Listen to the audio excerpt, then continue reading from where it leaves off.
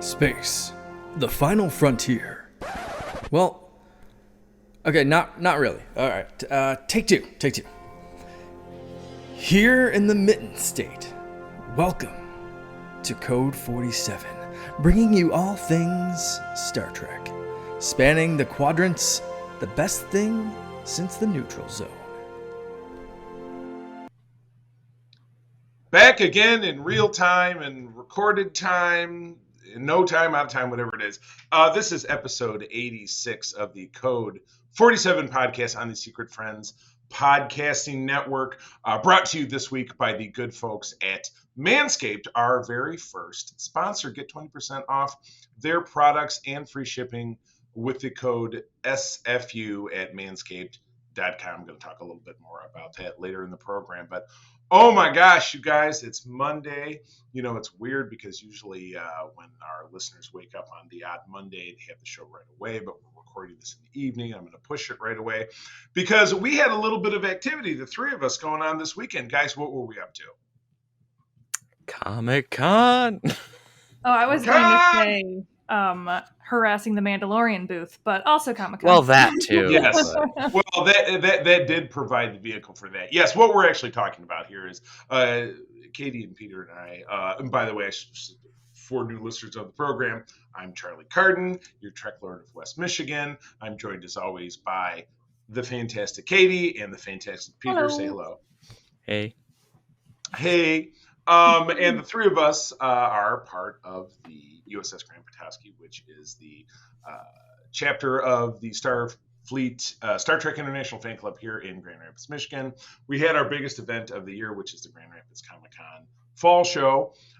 We have a great booth, a lot of interactive stuff, props, sets, all that different good stuff. But what we had, thanks to some brainstorming of our members, was a great annual meeting with a wonderful silent auction where we've raised, and I've been sharing this on social media today, but we're very excited, over $1,100 for the Make-A-Wish Foundation of Michigan, which is just blows my mind. So you guys, you know, in 30 seconds or less, what was your Grand Petoskey, Grand Rapids Comic-Con experience like? Peter, you first.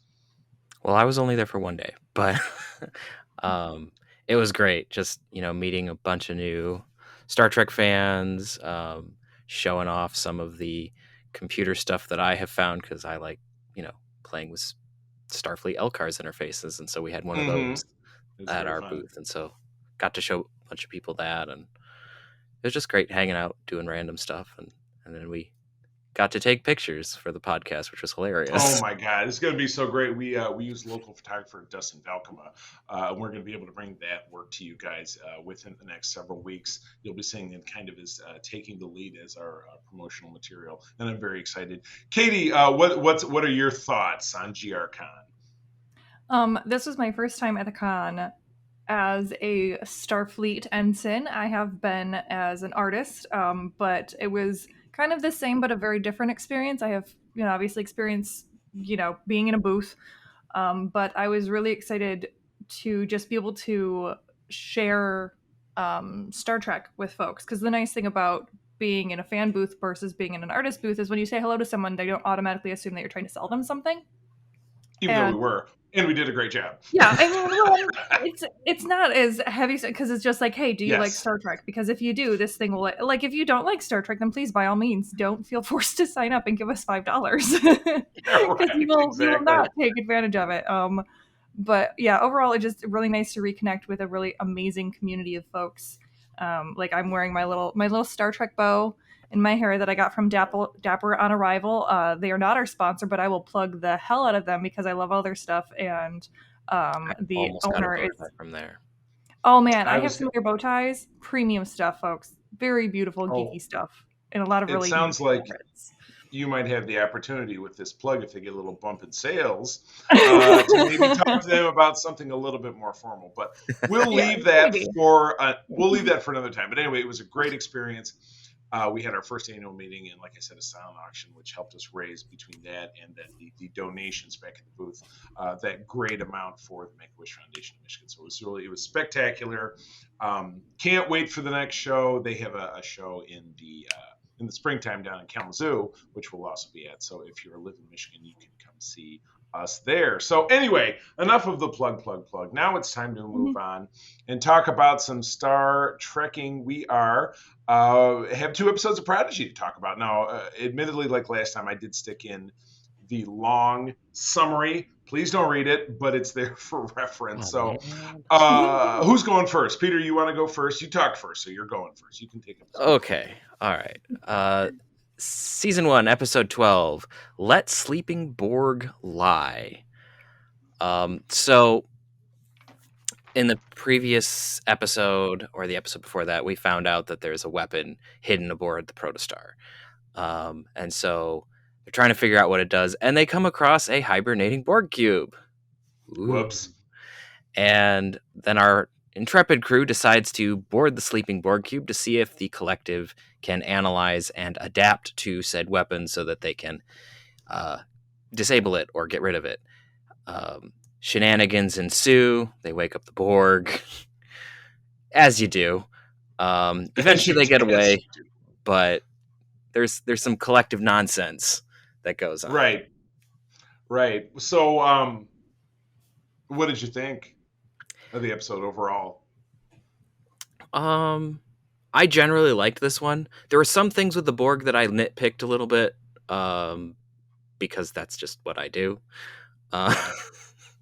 What, you be a stickler for canon? Never. No, come on. I mean, like the fact that these basically were, TNG Borg, not Voyager Borg, because they were just they looked like they were white paper sheet with with tubes coming out of them. They were low budget animated Borg, which I thought was just so weird. But like we were talking about last week, you think with animation it would be a little bit more like later Clone Wars and earlier Clone Wars. They were just so awkward. The one thing that I did think was kind of fun was how they were able to bring in like different body shapes for the Borg.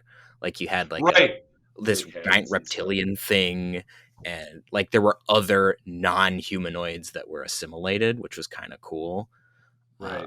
And then they assimilated Zero for a hot second. Right. So it was just interesting to see how the Borg would adapt to assimilating things that aren't 2 arms, 2 legs, based off of Homo sapiens. So yeah, they had a kind of a, like the episode of Enterprise, was it assimilation or assimilated? The one where you had the Borg, but it wasn't really the Borg because they never said their name, so it wasn't really them. But it was like the convenient, the pseudo Borg in that episode plugged nanoprobes into Dr. Phlox, but he was able to give himself a strong enough shot of penicillin or whatever, and he made them go away. It's just like that was kind of the deal with Zero in this, and I guess that kind of this one, Zero overcame the Borg by the power of friendship and family. Vin Diesel would be so proud. Okay, I actually kind of liked that part. It was okay, but like the canon nerd in me was just like, I mean, it kind of works because of what we saw in Best of Both Worlds, but it was one of those like, the Borg don't care about friendship. Name of the episode. I mean, but to be fair, from Best of Both Worlds, we do know that like having an emotional response, a very strong emotional response, especially towards friends or family, can help. So like it worked, but like it was a good thing. I liked it, but there was a second there where just like, huh? Yeah, that also like it didn't make sense when they were like, okay, well, if you just don't act aggressively, they won't bother you. But then they weren't acting aggressively; they were just chilling there, and they got all attacked. And then Janeway was like, "No! After everybody's been captured, no, just don't attack them, and it'll be fine." And I was like, "But they already attacked them." They kind of like flip flopped between it, which was they kind of like did. Again, I have nitpicks about how they used the Borg. It was cool seeing them again. Mm-hmm. Yeah, but how they did it was like they kind of flopped between, as you said, TNG and like later with how they deal with people. Yeah, and I will agree. And I know. Go ahead, please. Oh, okay. I'm sorry. I will say I did really like, because that was one of the first things I noticed, Peter, was that they had like different alien species. Because it's animation, it was a lot easier to do like different representations of the Borg, because it seems like everybody that I remember seeing as a Borg has been human, even though in First Contact we saw like a Klingon and There's been a Vulcan or a Cardassian here or there, kind of sprinkled in. But somehow, even in the entire galaxy, it seems like the only people they assimilate, even though there's been thousands of races they've had contact with, it's just been humans. Yep. Oh my! There's a Voyager. There's humans everywhere. Oh my God! There's a Voyager-related chuckle that we'll run into in earlier episodes. But when Neelix was talking to Seven in an episode that I was referenced recently, the Kazon came up and Seven said the Borg bumped into the Kazon and figured out they weren't worthy of assimilation and just let them go. Couldn't be more correct. But we'll get to I'm kind of the downer on this episode because it just felt like it was, in some ways it kind of did what it was supposed to, because this is a 100%, it's on Nickelodeon, it's geared for kids, so it gave you a very kindergarten version of the Borg, like we came along and then this thing and that thing and we were able to get away and the power of friendship saved us and we flipped a switch and they were all gone. So it's just, there's been so much more depth to the Borg that's just felt very shallow to me. I mean, yeah, I don't know. There's that. I'm honestly okay with using like a kid version of the Borg for this. One, because the Borg are supposed to be terrifying, right? And so if you use the Borg as they're supposed to be used, like, and there's points in like newer Star Trek where they haven't been used correctly. Like, and I'll even throw Voyager under the bus a little bit there, but. Like if you're using the Borg correctly, they're supposed to be legitimately terrifying, and so I was okay with how they used them for a kids show, especially if you're like, this is your introduction to Star Trek. You've never seen the Borg before, like this is body horror. This is a little bit more of a. This is what I'm dubbing a little bit more of a Happy Meal version of the Borg. Yeah, it's kind of McDonald's light. There we go. All right, that's what I'll call it. All right, final thoughts before we move on. There was the side plot that I forgot to mention where Janeway finds where they want the diviner back in the previous episode, and so that she wakes up, and they plug him back into his serum, so then he's starting to like wake up, and then they're like, oh, the protostar's around and it must not be Chakotay in command, someone stole the ship, because he says something about the ship being stolen, and so then now they're like, now it's like, this isn't just a search, it's now a rescue and something. Right. Anyway, the manhunt. Or we manhunt. Very spirit off camera. Yeah. I mean, I like what they tried to do with Zero, and I think again it's just the fact that it's a kids version of the show, and they're not really doing like kids filter with adult feelings. It's just no kids filter. Because again, Zero is Zero and Gwen for life. Those are my two favorites. Right. And I liked the fact that like they had to go and deal with who they are and what they are and how they hurt, like, and really like almost killed or destroyed the mind of Gwen. And so I thought that was a really nice attempt at making that, like, to build those character dynamics. But again, I just was the very Happy Meal kind of fluffy version of it. I love this Happy Meal analogy. But it was a good, like, I agree. It was a good thing with how they. Yeah, I think they did well for a kids show, like for a genuine kids show. And this is, I'm coming from it from like, I'm currently wearing a Centaur World shirt, so I'm a fan of the kids shows. I'm just used to them like really punching you in the gut when it comes to that. Yeah. Oh man, awesome. All right, well, let's move on. Katie, this next one is yours, and I gotta say I'm a fan. But yeah, go for it. It's yours. Okay. This was season 1, episode 13, All the World's a Stage. And so after the end of season 12, episode 12, when they realize that they cannot contact Starfleet lest the all deadly living weapon thing virus infects Starfleet and destroys Starfleet, they now have to figure out how to be Starfleet without being Starfleet. So they decide to answer some distress signals, where they end up meeting the Enterprisians. And I have to say, the one that was James T., the way that they just totally made fun of how William Shatner speaks and his inflections was probably what made this episode, because even though I am not a huge, I haven't seen a lot of the original series, I just know that that's something that's been made fun of a lot.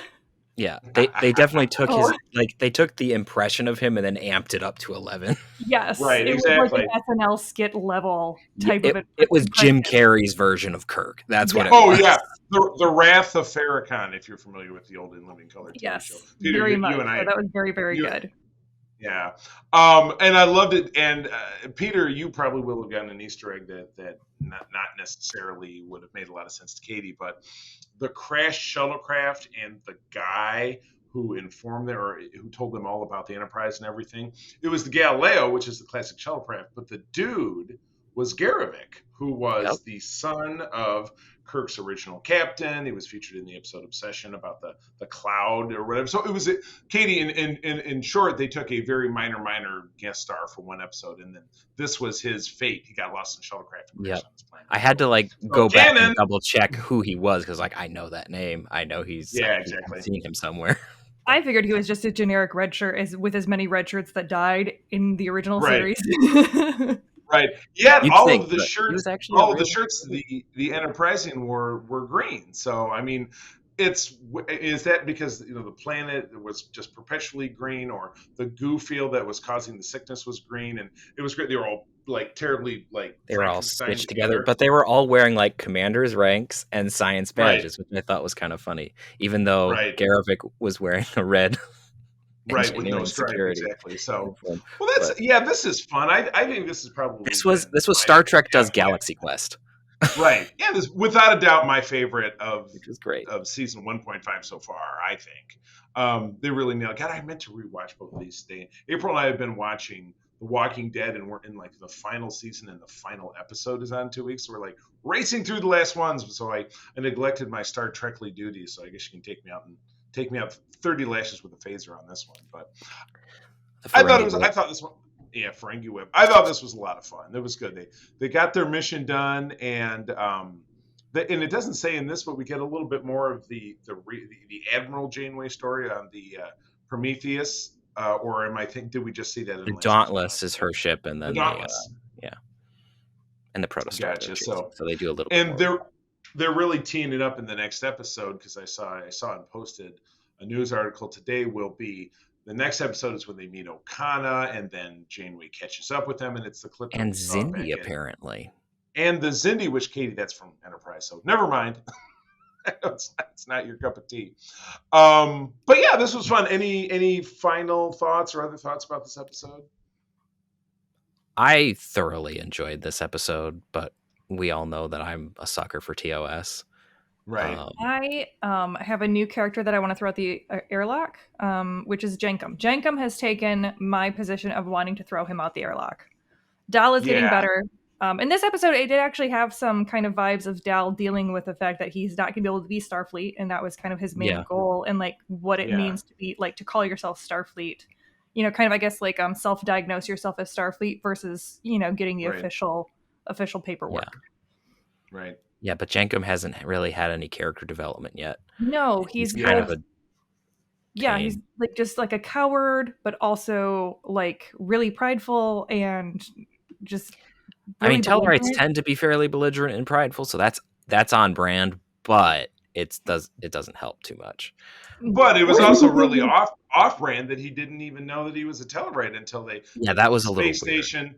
And the guy was running them all through the machine. Says, "Hey, you're a Tellarite, and they're a blah blah blah." He's like, "I'm a founding member." And then it's his natural, dickishness comes out. It's oh well, that was really not a step in the wrong direction for that kid. Right. Well, and it also makes it feel like it's the nature versus nurture thing, where they're no, it is not cultural that they are have a prideful culture. It is that they are just naturally prideful and kind of obnoxious. Yes. Yeah, obnoxious. And I'm that feels not very fair. Yeah, right. It seems a little weird.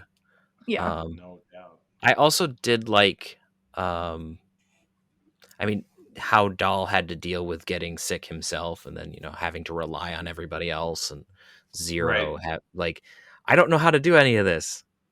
Well, Zero, you got to figure it out. Yeah. So they Zero seems very competent. Dal, on the other hand. Yeah, Dal's not so much, but they put him on the bed, and then they had Dr. McCoy talk to her, talk to Zero.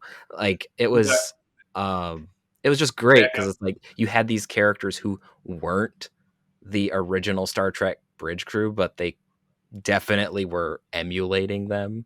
It's like Bones was acting like Bones, and kind of the Cliff Notes version, right? Like just yeah, like they almost sounded like they had George Takei doing a cameo. I didn't look it up, but it almost sounded like him. It almost sounded like they were like do Sulu, just not quite. Yeah, it almost sounded like him. Right. All of the accents were all just not quite. Yeah, I also just really appreciated how they brought the actual TOS visuals back.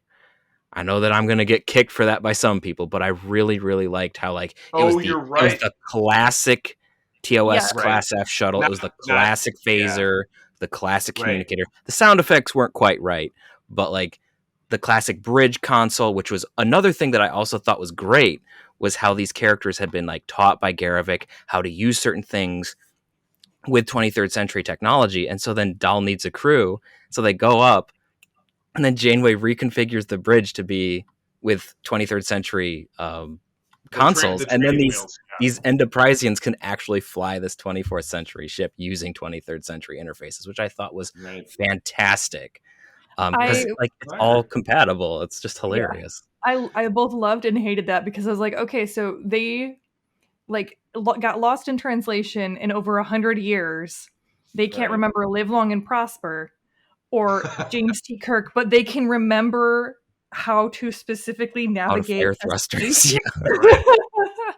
There's a disconnect there, but it was still really fun. Right. It was still, I was like, okay, this is my own like nitpickiness coming out, where I'm like, there's that join the dark with the finesse of being able to angle through a collapsing cave. Sure, absolutely. They also live.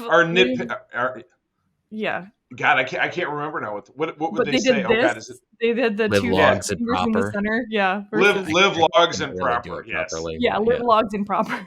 Oh my gosh. Yeah.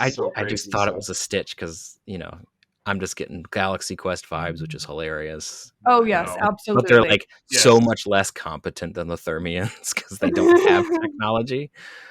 The historical documents. So it's good stuff. I loved this episode. It's definitely goofy, and it's not going to be for everybody. But I loved it. Yeah, and it definitely grew on me. It was a good mix. As it progressed, it definitely grew on me, because when they first showed up, I was like, I don't know about this, but by the end of it, I was like, okay, yeah, that was cute, that was fun.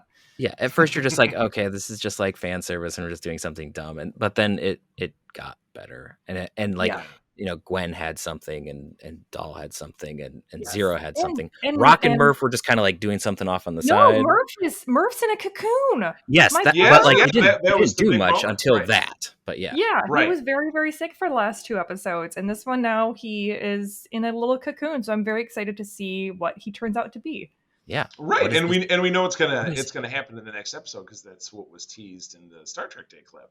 Because he's on the bridge and they turn around and Rat goes, "We have a development." It's very sitcom-y. Now the question is, are we going to hear D. Bradley Baker speak now?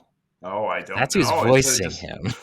Yeah, it's just making pops and chirps and stuff. I don't know. So with this, we are almost halfway through the season. So this is episodes 3 and 4, and we have a total of 10. So the question is where we are going. I mean, there's going to be this big conflict, and the real Janeway's going to catch up with them, and the Diviner's on that ship, and the big weapon. And so the next episode, I think, will probably be a blowout. It'll be very exciting. So I'm fired up. It's good stuff. It'll be great. Yeah. All right. Well, that wraps up the first segment of the show. Peter is going to leave us. But Peter, where do people find you out there on the interwebs? So you can find me on the interwebs at Petrus Aquinas on most socials. You can also find me over at the Roll and Review YouTube channel, which posts sporadically. And you can find me returning this week on ELH's channel doing a Star Trek Adventures game where I play a Xindi captain. Oh my goodness, you're blowing up all over the place. Well, cool. All right, we're going to take a little pause for station identification, come back and do a little plug for our sponsor, and then we're talking about Voyager. So we'll be right back. Hey, that was easy. We are back. We're going to be talking a little bit about Star Trek Voyager, getting into our third segment of 4, where we're breaking down season 2 of that show. But first, wanted to talk a little bit more about Manscaped. You can support our Secret Friends Unite podcasting network by checking out the good folks at Manscaped, the best in men's below the waist grooming. Their products are precision engineered tools for your family jewels. Manscaped's Performance Package is the ultimate men's hygiene bundle. Join over 6 million men worldwide who trust Manscaped with this exclusive offer for you. As I mentioned at the top of the show, 20% off and free worldwide shipping with the code SFU at manscaped.com. You can find a link in the show notes below. But yes, if my math is correct, and it isn't always, but I think I got it this time, Katie, that's 12 million balls, which is really something I don't want to think about, but you know what? It's an undeniably a big success. Not that it would be a new Real House, but anyway. Go ahead and pop on over to Manscaped, manscaped.com. Code is SFU, save yourself 20%. But anyway, getting into talking about Star Trek Voyager. Now, admittedly, Katie, last episode, you had a little bit of a issue with one of the episodes, as I remember. I did. And hopefully we are headed out of that territory, but only time will tell. So we're actually going to be taking on 7 episodes as opposed to 6 last time because I tried to intersperse them so we weren't just blang, blang, blang. But why don't you jump off and start talking to us about episode 14? Yeah, so episode 14 is Alliances. It was directed by Les Landau and written by Jerry Taylor. It aired in January 22nd of 1996. And this is the one where Janeway attempts to form an alliance with the Kazon to improve Voyager's standing in the Delta Quadrant. And I love and hate this episode. Sure. There's a thin line between love and hate with a lot of this stuff that Janeway ends up getting stuck doing. Because it's a lot of like, I got shitty choices because it's just us out here. What are we going to do? And this episode was a great example of that. So please tell me more. Yeah, well, I mean, I don't necessarily hate the idea of, kind of the enemy of my enemy deal, or, let's try to find some way to get around, the Kazon conflict that's been happening and how to get through the Delta Quadrant.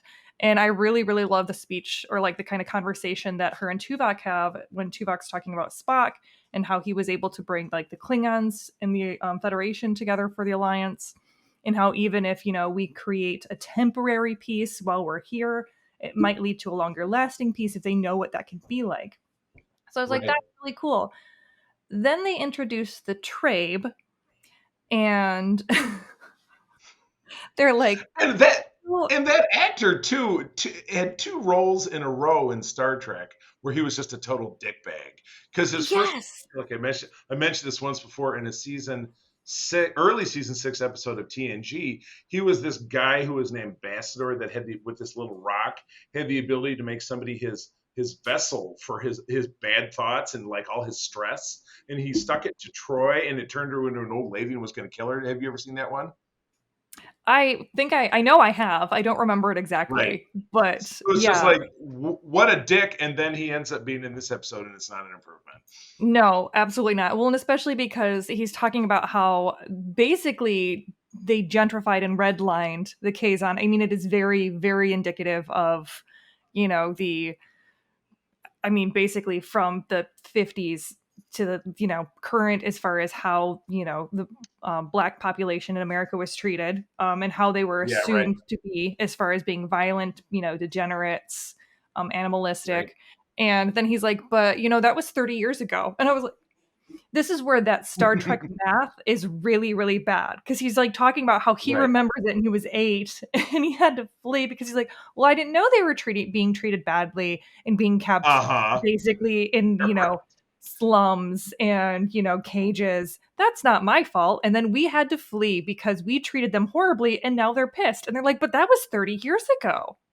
I'm like, and yeah, right. Oh my God. Oh, I wonder why they're upset at you. Yeah, right. And why? Yeah, and why? Because you've obviously never done anything to rectify. Yeah, you basically enslaved them and trapped them for generations, and created a warmongering race because they were constantly fighting for resources to survive. And you're wondering why now they're fighting for resources to survive.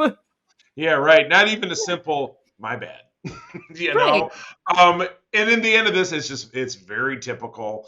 This guy is, his solution to bring about the alliance or the peace that Janeway was looking for, because obviously he teams up with the Voyager crew, is like, well, let's just kill all the leaders. Man, that is absolutely going to make everything all okay.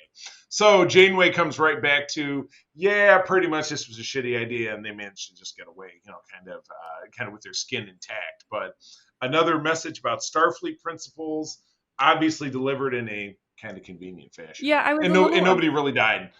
Yeah, I was kind of bummed that Janeway, when the guy was explaining this, that, like, because I think Chakotay was the one who was like, yeah, that was 30 years ago. And, like, Janeway wasn't like, what the heck? No, Yeah, I am not signing with you on this. Absolutely not. Right.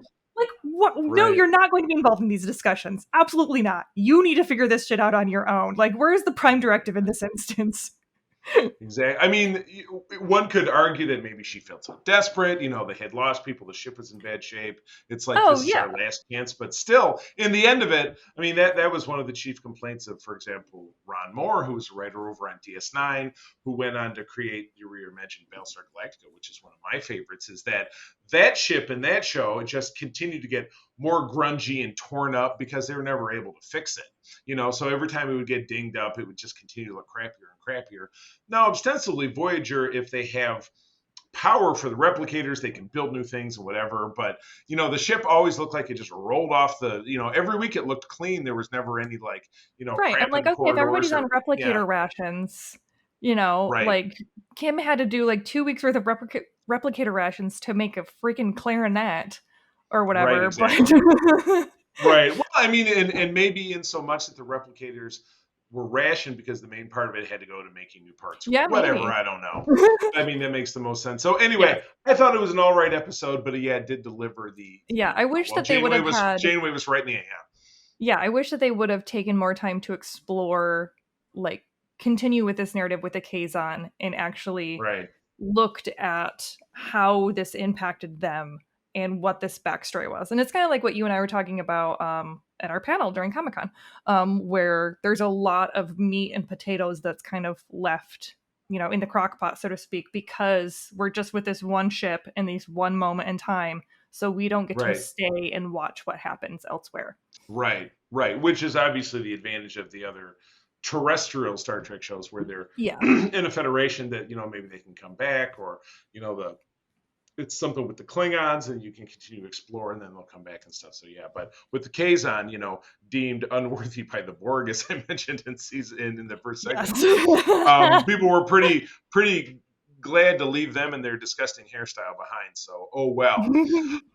Anyhow, moving on, episode 15, it's Infamous. This is the one that we were talking about in the panel because it was recently, there was an absolutely beautiful TAS/T-Man/Filmation style spoof of this one was done. I believe it was this past summer that I almost just feel like we should probably go ahead and share on the SFU page once I publish this because of the way we're referencing it. But anyway, episode 15 is Threshold. Was directed by Alexander Singer, story by Michael DeLuca, and teleplay by Brandon Braga, who's one of the mainstays of the show. From January of 1996, Tom Paris breaks the transwarp barrier in the shuttlecraft Cochrane, destined to reach warp 10, but then he begins to evolve. We talked a lot about this one in the panel because the sheer amount of in this episode, So Tom Paris breaks the warp 10 threshold, which in Star Trek parlance means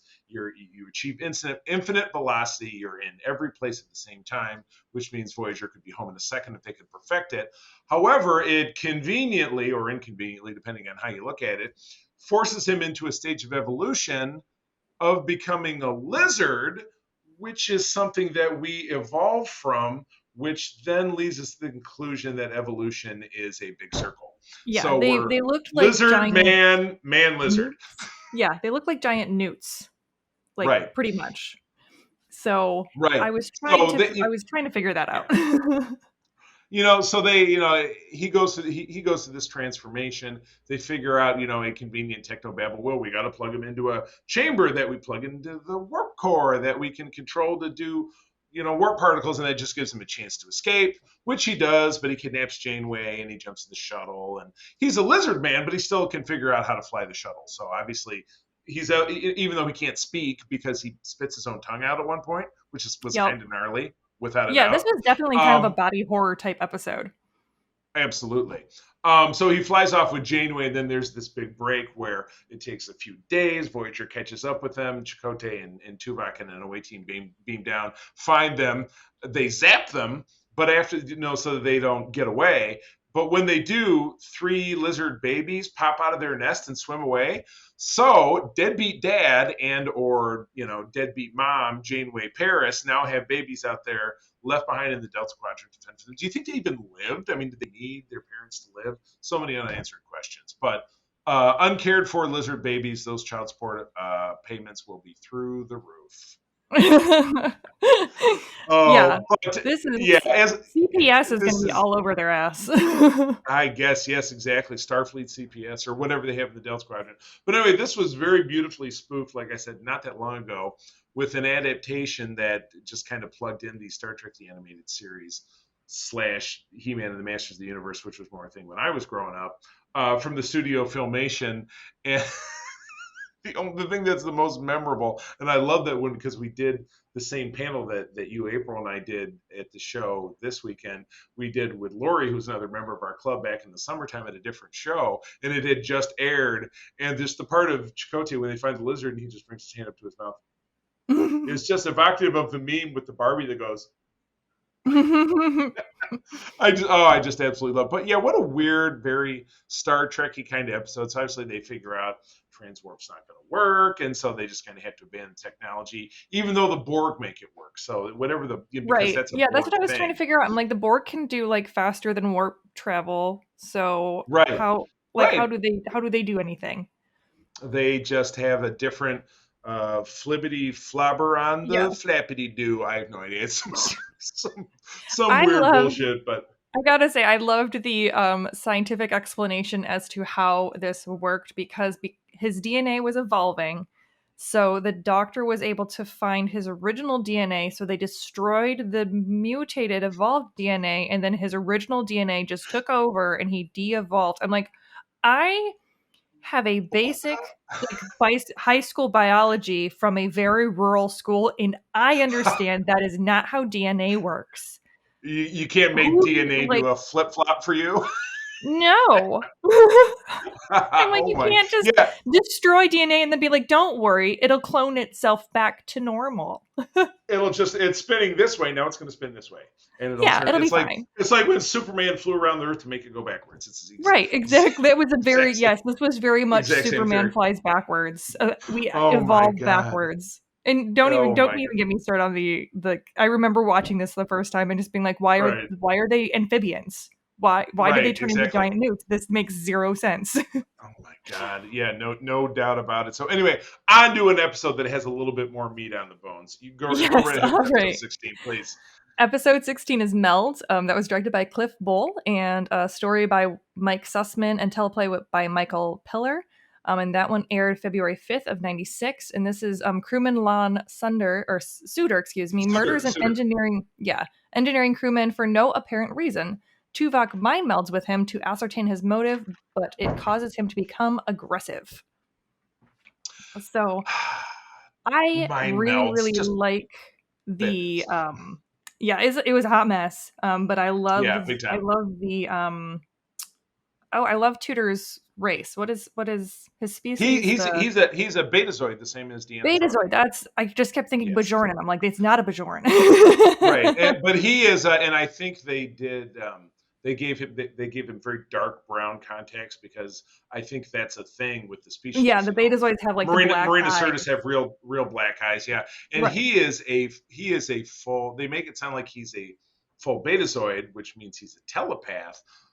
But he doesn't really illustrate that. The way when he tends to talk when he's talking to Tuvok when he's in the brig in the jail cell, he makes it sound like his abilities are more like Troy's, where he senses emotion. So maybe he is not. Maybe he's half human, just like Troy's, but they don't really touch on that. But anyway. Yeah, I mean, because he does, he never communicates with Tuvok telepathically. Right, But exactly. yeah, he definitely, it definitely seems like there is something different about his like the way that his abilities manifest, because even when he's talking about like feeling, he says that he does not feel emotion. And so it seems like it's very much they're taking that angle of like a sociopath or psychopath of like what it would be Right, like to have a Bajoran who doesn't actually have those types of emotional connections. right. You just said Bajoran again, so that's Oh, two sorry. demerits. Betazoid. I'm teasing. Betazoid, Betazoid, Betazoid. It's a B. It's one of those B races. Yeah, sorry. I got distracted because the cat decided to climb across my lap right when I started talking. I know. I haven't had a visitor yet this evening. It's weird, Yeah, but so maybe I still will. yeah, but I really enjoyed kind of the um like thought experiment that it made Tuvok go through, because Tuvok, who's all logic and reason, was like, well, there has to be some sort of explanation for this behavior. There has to be some reason. And he's like, no, he just looked at me weird. Yeah. I don't know. I just felt like Yeah, killing him. right. It's like, oh, there So I yeah, go killing again. yeah, it's like Tuvok can't really wrap his head around sociopathic behavior. Maybe that's something that's so, because maybe to him it's something that's so uniquely rooted in emotion that he just can't really click with it. Hmm. So I thought this was a wonderful episode. This was, Oh, I think, absolutely. one this and then a couple of other ones that we see throughout this segment. We have some really, we're starting to get into a crop where I think Voyager's kind of starting to turn a corner and get into some decent, consistent Yeah. storytelling. I In really both, did like the exploration. Yeah. yeah, the actors who play Suter and Tuvok just did a phenomenal job. Um, and anyone who tries to tell me that Tuvok is cold and emotionless, no, he is a sassy, sassy man. That is Oh, the that sassiest. he's always so very snippy with Neelix. I mean, that from the moment they meet, you know what I mean? That the eyebrow work Perhaps he would that care man for a has. bath. Yeah, Yeah. just everything. Yeah. You look at him and you know exactly what that man is thinking, and he is not pleased with you because he is Right. not going to put up with your lip. Yes. Papa don't take no mess. That's that one right Exactly. there. Good God. Oh my God. No, Tuvok is. I've always said I like Chakotay despite some of his shortcomings, and then I really love Tuvok as a character. I really do. So yeah, I think that this is an example, because again we're more than through the halfway point of season 2, and I think Mhm. we're really starting to get some decent momentum. We get some great character moments, and I think we got some good ones in the next one here. So episode 17 is Dreadnought, directed by LeVar Burton, Geordie LaForge himself. Gary Holland is the writer, not a name I'm familiar with, from February of '96. A highly advanced Cardassian AI missile has been reprogrammed by B'Elanna Torres in the past, when she was a Maquis, so a few years prior. It's found in the Delta Quadrant, having ostensibly got there the same way that Voyager did. And its damaged programming is leading it to potentially destroy Voyager and a planet that looks like its target. So this was cool. This was an example of something that in TNG parlance they called a bottle show, where they use a lot of existing sets, because aboard Dreadnought it was Deep Space Nine, because DS9 is a Cardassian station, and it had all the panels and the lighting and the coloring just looks very similar. But I thought it really delivered a good story about B'Elanna and kind of her evolution from being this chip on her shoulder, snarky Maquis, to being somebody who really cares about Starfleet stuff and saving lives and rectifying this horrible past mistake, because the Maquis, they were freedom fighters. They were by any means necessary. We got to kill the Cardassians before they kill us. So I'm gonna reprogram this missile to crash into this fuel depot and kill all the people there because they're the enemy. Where here, someone with an attitude like that might be like, well, it's not really our problem. Let's just keep going and say la vie. I see it as growth for the character. And Oh, absolutely. And you can definitely tell the difference in the hubris she had when she took over the Dreadnought and she reprogrammed it, because when she did it behind Chakotay's back, because he did the "I'm not angry, I'm disappointed," which everybody knows that's worse. When he found out, yeah, Right. when he found out that she had done this and sent it after this Cardassian base that they were going, I think it was a fuel depot they were planning on destroying. Yeah.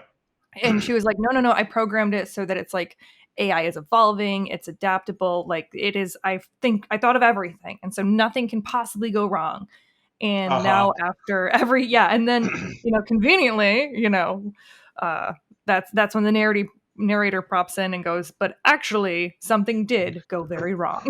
Yes, this was a Morgan Freeman moment. In fact, it was not carefree and easy. Exactly. So, in the end, it was a lot of her dealing with her past self and having to face the ugliness of the person she was and how much she has grown to I don't want to say despise, but just really dislike who she was in some of the actions and motivations that she had, because she did it out of a lot of ignorance and hubris for her own part, because she thought everything was very black and white for her at that moment. Absolutely. Yeah, no, I loved it. Definitely, like I said, a direction I think that we've mentioned this season that I think the next 3 episodes are all excellent. But get ready for some big guest starring action in episode 18. That one's yours. All right.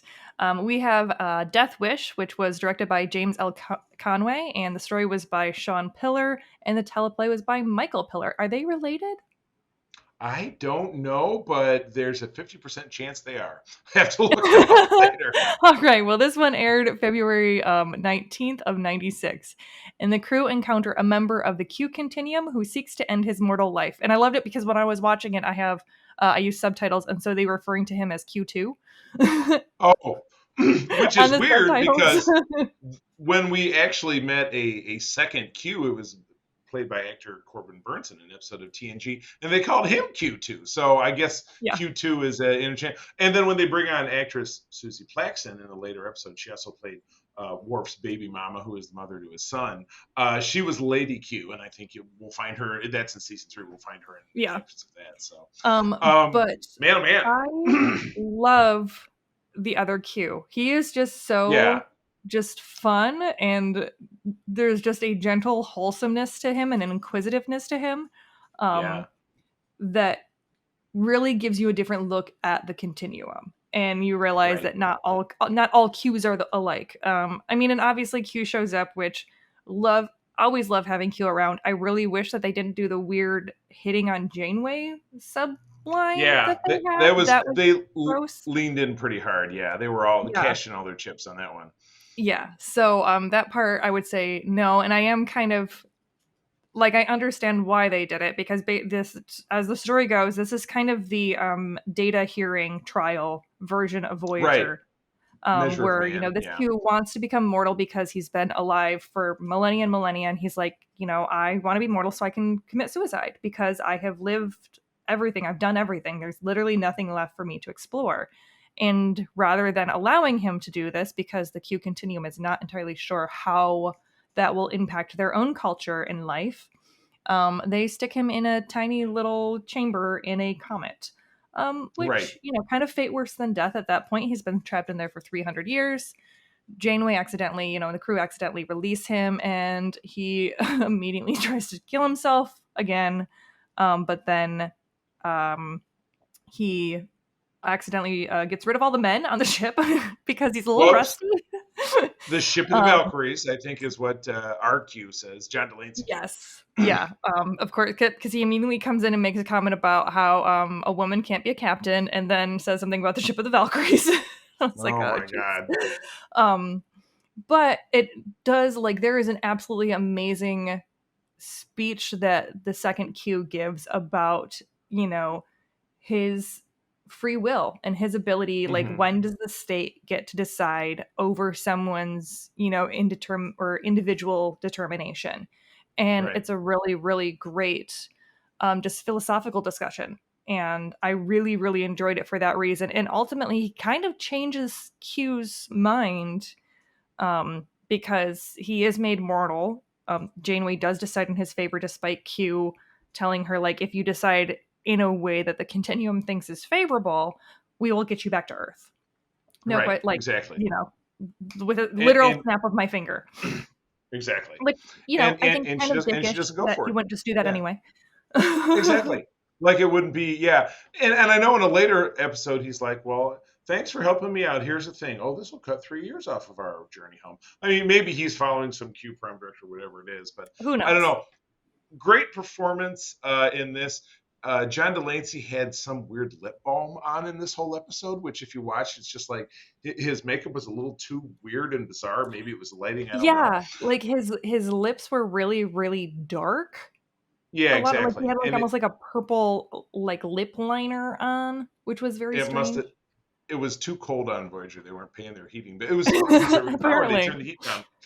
And I loved we get an appearance by Jonathan Frakes' Commander Riker, which was a big hit. Nitpick, he shows up and he knows Janeway, which makes sense. But he's also wearing a TNG badge, not a Voyager badge, which means that he's from far enough in the past that he wouldn't have actually known that Janeway was the captain of Voyager. So there you go. That's my little nit to pick. I've been picking it for 25 years because that's how old the episode is. But I love seeing him. I love the guy who was the sound tech at Woodstock, who Q helped out. With Riker, he was his Civil War ancestor.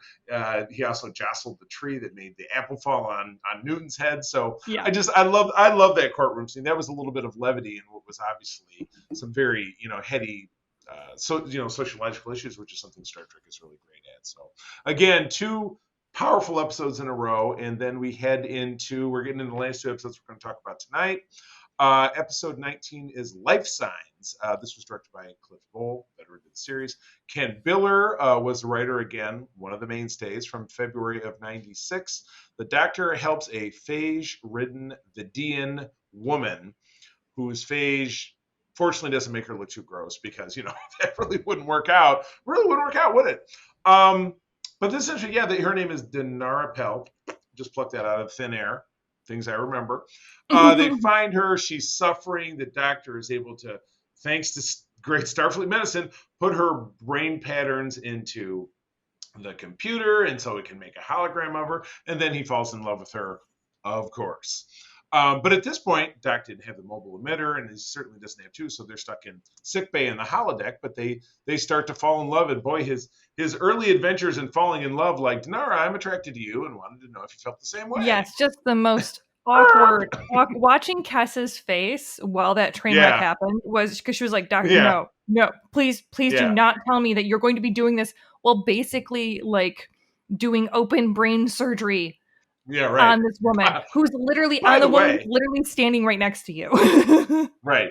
Exactly. It just really was not the right moment. But it was great, and it was interesting. The woman tries to poison her corporeal body so that she can stay she can stay a hologram, and ultimately she figures out that that's not really living, and she can't really take the medical advance that was able to save her back to her people if she's dead. And so, that leaves her and the Doctor a couple of weeks to have a romance and stuff. And it's really very sweet. I thought so. I like that. This was also the 4 or 5 episodes, maybe 3 or 4 episode culmination of what we're going to find out in the next episode, which is Tom Paris being a dickhead, being lippy, and he's running a gambling ring out of the holodeck pool hall. And in this episode, he just throws down with Chakotay, including the super awkward shove where he shoves him, and Chakotay practically flies halfway across the bridge. It was like watching a guy's soccer game. Right, bonk. And so essentially, the episode ends, at least with that part of it, with Paris has this outburst on the bridge and shoves Chakotay, and then gets sent to the brig, and then the episode for him is over.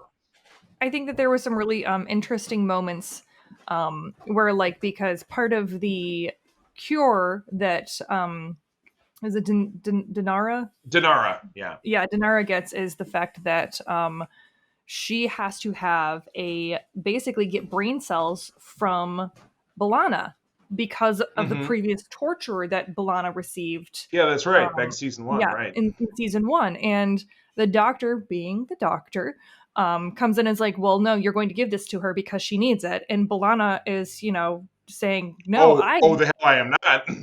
Yeah, exactly. Because she's like, this was already a horrific experience for me. This was very, very traumatizing. You're asking me to give, my captors and my torturers, even though it wasn't B'Elanna, or it wasn't Dinara specifically. Right. It was race thing. Yeah, exactly. Yeah, it was her race. And so she is avidly fighting against it. And I loved it because there was this very beautiful moment of empathy between the two where she comes in and is like, hey, whoa, whoa, whoa, whoa. I understand you not wanting to do this. And I don't want you to do it if you're not comfortable doing it. And so there was very much a really nice, genuine moment talking about like bodily autonomy and talking about consent for treatment and where the line should be drawn, you know, like as far as, you know, organ donation and that sort of thing of saying, hey, no, just because you can doesn't mean you have to and you should be forced to, which especially coming from, you know, the Viridian is a big thing. Right. Yeah, big time. And it's funny that you brought it up in a way that reminded me because there was a similar parallel back in TNG season 3, which actually that'll be the first season that you, Peter, and I are taking on together, which we'll do once this is over. But there's an early episode which we'll talk about in just a few weeks' time, and I'll probably recall this conversation in telling you this anecdote. But in that episode, they find a crashed Romulan ship, and one of the Romulans is crippled, and it turns out he needs Worf's DNA to be recovered, and Worf refuses. And then at one point, like Crusher keeps asking him and harassing him, and she says, "This Romulan needs your help, or he won't make it." And Worf stands up and says, "Then he will die," and walks out. Yeah. So he's a lot less empathy going on with your, you know, male, you know, 100% Klingons as opposed to B'Elanna, who's half human, and believe it or not, she's somehow a little bit more mellow. I don't know. I would love to have seen Worf and B'Elanna do something together. I think that would have been. Well, and it also is talking about, you know, like what the state can enforce. Again, this is kind of going back and having a nod towards the Death Wish, which is when does the individual's rights be superseded by, you know, or could be forced to change because of, you know, the state rights. Yeah, you know, and at this point, you know, the Doctor as a member of authority saying, no, you have to do this. And, you know, B'Elanna trying to keep her individual rights of being like, no, you do not get to violate my personhood because you want to see this thing happen. Exactly. So no, yeah, like I said, crackerjack. They're getting into some really good stuff. So we wrap up with episode 20. We're closing the spy arc. Now this is Michael Jonas, and I forgot to mention that, but yeah, this was all Michael Jonas, who's the spy on board. It all culminates in this. So go ahead. Yes, this is Investigations. Again, Les Landau was the director, and we had the story by Jeff Schnaffer. Sure. And Ed Bond, and the teleplay by Jerry Taylor, and this aired March 13th of 96. And this one is Neelix tries to flesh out the traitor on board who has been colluding with the Kazon Nistrum. So this one was very validating because after you had the one very earlier where Threshold of Paris coming to these terms with Janeway about like how, you know, I always thought I'd be someone special, you know, very white man's burden of like, everybody told me I'd be special and then I never accomplished anything and now I feel sad. Aww, yeah, but, exactly. You know, he takes some personal accountability for that and is like, you know, if I'm going to make something of my life, I have to be able to do that and I have to be able to accomplish it and I can't hold everyone else accountable for my shortcomings or for I can't just expect things, you know, to be handed to me. And then he immediately starts acting like a total douche for the next 4 episodes. And I remember when I was originally watching this, I was like, what is going on? I thought that there was some mild continuation or like continuity between the characters and what they did in one episode versus what they didn't. Am I watching TNG again? Where like nothing matters as far as the character growth goes. So this episode then made so much more sense because it was like, oh, you find out at the end of the episode, they basically staged it to make Paris look like he was the spy and the traitor. But that was something that Janeway, Tuvok, and Paris had come up with because they were afraid it was Maquis, so they didn't want to get Chakotay involved because they didn't want to put Chakotay in a weird place, which, you know, respect, but That's also, fair. You know, That's Chakotay. Fair. And you can tell why he was pissed because he's like, yeah, I'm the first officer. Why you cut? Everybody's going around me. And I can definitely see both sides because Chakotay definitely felt, you know, and he voiced, oh, so you didn't trust me. And Janeway was like, no, I didn't want to put you in a position where you would have to fight against your friends. Like, and try, you know, to have to, you know, basically lie to the people that you brought on this ship. Right, So, exactly. So, um, yeah, and again, and Janeway making those tough choices like she had to back in yeah, the night. So, it's exactly. like it's the best of all. But yeah, they had to they flushed Paris out because they figured if they let him go, he's an easy target. The case on mhm. Seska will find a way to pick him up, and then once they do that, through that situation, they're going to find out who is the mole. And of course they do, and we've known all along because you've seen this dude Michael Jonas, who's actor Raphael Sabarge, who's been in like everything. He's one of those, hey, it's that guy. He's been in every damn thing, so you know his face. But you've Right. seen him. He's been talking to the Kazan all along, and this was the framing sequence of this is Neelix doing his like. Did you guys have Channel One in your high school, like the morning Oh, news where yes. Yeah, yeah. come He's on? doing like the I was homeschool news version. yeah, Yeah. right. And I was, it was funny because when I was in high school, I was involved in the TV production part of it. So it was very familiar. Yeah, but he's coming on saying, I'm going to do recipes and interviews with blah, blah, blah, and this and that. And Harry talks him up about, well, that's all great fluff, but, eventually you're going to want to have, some meat and potatoes, something serious. And Harry talked about his own experience as kind of a cub journalist, that's my experience because I grew up doing that. And through this, Neelix takes his role as ambassador and homegrown journalist guy as a way to finally get to the bottom of the fact of finding out that Michael Jonas is the bad guy. They do have an epic struggle. This was kind of convenient. They have an epic struggle in engineering. Those two characters during a disaster that causes they're up on the terrace, the second level, the mezzanine in engineering, which I always thought was the coolest set because it went around in a rectangle and there were different stations on each side. But they're struggling at the Warp Diagnostic Council, which is right in front of that second level there. They're fighting with the wrench or whatever. And conveniently down on the first level, the floor splits open into this green mass.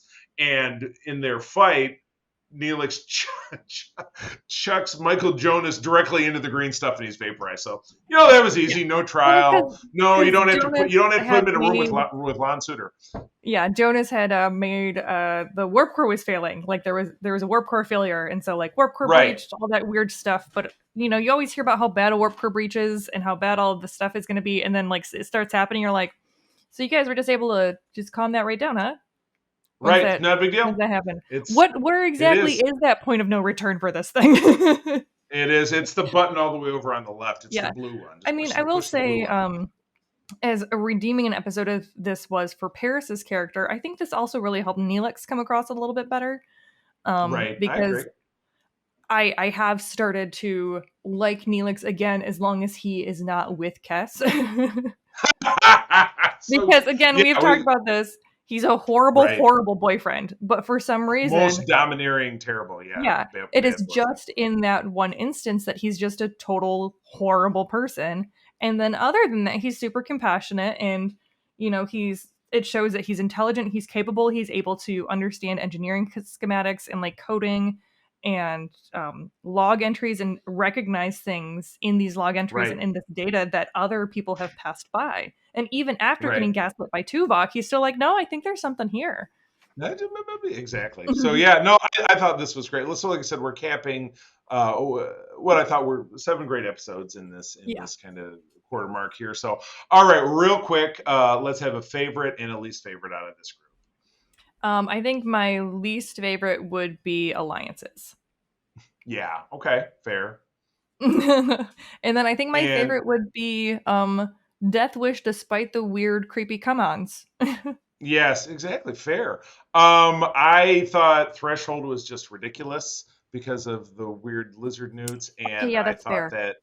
I thought Meld was superior because Brad Dourif, who is Lon Suter, is a phenomenal actor, and Tim Russ is a phenomenal actor, and I thought 2 really great performances. So, all right, well, that takes us out, and we've got just one of these segments left, and then season 2 will be in the rear view, and we'll move on to season 3 of TNG, which you, Peter, and I will do together, and I think I'm really looking forward to that. But without further ado, Katie, take us up on out of here.